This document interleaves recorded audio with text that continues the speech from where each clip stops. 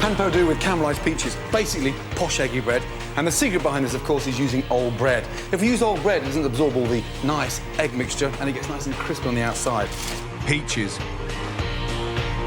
Hot pan. Sugar.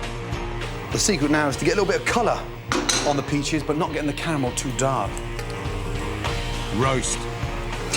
Once we've got the colour on the peaches, then we're going to start adding the butter. Basil.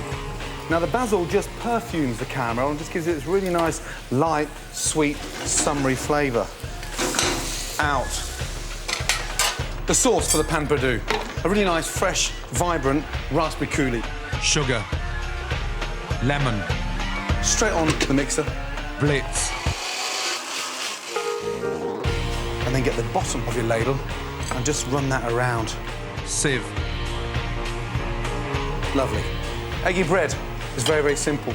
Eggs. Vanilla. Smell. Absolutely delicious. Ice and sugar. Milk. Cream. Whisk. So we've got this really nice, sweetened, fresh vanilla custard. Mint. That's ready for the brioche. I'm going to cut lengthways. Nice, big, long slices. Hot pan. Bread in, and then back out. Not too long. Into the pan. Up and over. And it's literally done in seconds. Get my coulis down one side. Mint. Ice and sugar. Pan perdu with caramelised peaches and raspberry coulis. Done.